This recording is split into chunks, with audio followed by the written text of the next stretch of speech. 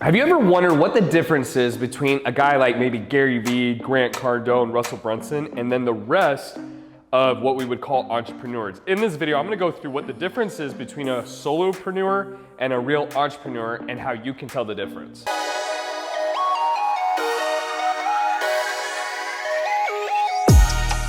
What's up guys, Tyler Chisler here, teaching you how to build profitable online businesses. Now before I get into the video, just make sure you hit that subscribe button and the bell notification so you can get more videos about how to make a successful online business. Now, in today's video, I wanna go through 3 factors and 3 points of the difference between a solopreneur and an entrepreneur. And I first want to distinguish, I don't really think either one is better than the other. I think it's 2 different lifestyles in 2 different ways, but a solopreneur is what it sounds like is one-man show. You do everything, right?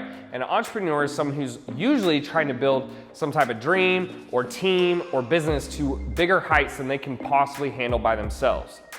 So the number one thing typically with a solopreneur versus an entrepreneur is gonna be marketing, right? A lot of solopreneurs where basically they run the whole business, they do the ads, the marketing, the outreach, the fulfillment.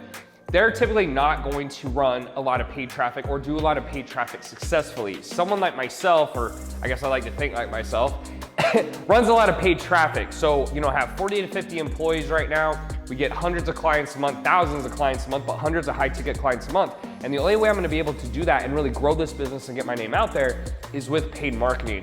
If you're a solopreneur, there's no way that you could possibly grow to massive heights and use a lot of paid marketing because you simply wouldn't be able to keep up with the fulfillment unless you had some type of super leveraged group coaching, which typically isn't gonna work for a high ticket model, which is what I'm the proponent of. So the first biggest difference between solopreneur and entrepreneur is gonna be one uses a lot of paid marketing, the entrepreneur, and a solopreneur typically only does straight organic or very minuscule paid marketing. The second difference, and this is actually a benefit to a solopreneur, is typically quality of fulfillment. So what do I mean by that? If you only have 10 clients and you're doing all the fulfillment yourself, typically you can control the experience very well to the point where almost you're getting 100% client success rate, or even if it's not 100, 80 to 90, which is well over the standard of maybe, let's say 50% or 30%, right?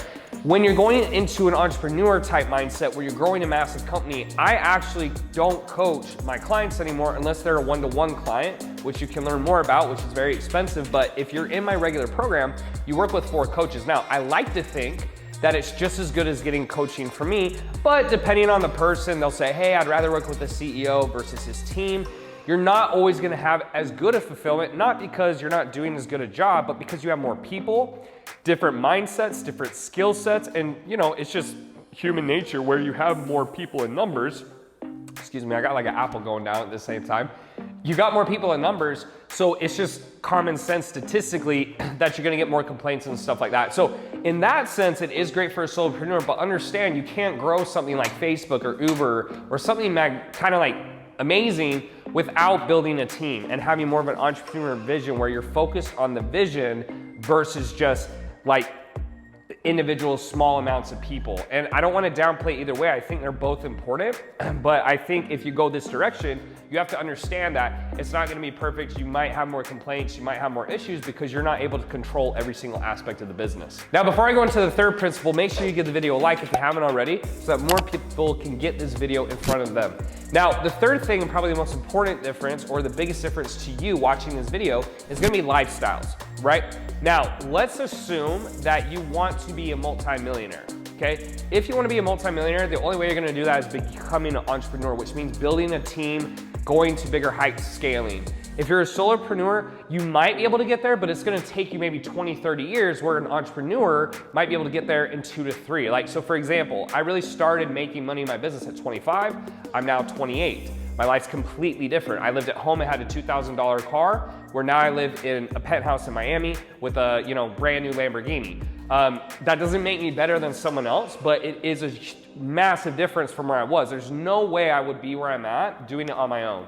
Doing it on my own, I think I would have capped at about 30 to 50K a month, which is an amazing amount of money for most people, but I was working all the time and I wasn't gonna be able to scale it. And so the difference in that would have been in 3 years, I would have done 1.5 million versus 21 million, right? Now, did I keep all 21 million? Absolutely not, of course. I have, taxes, payroll, ads, marketing, but I'm still able to keep a lot more than I would working on my own.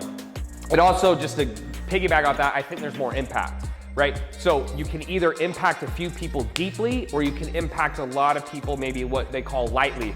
I prefer the latter because to me, I want to impact as many people as I can, even if it's in a small fashion versus maybe 5.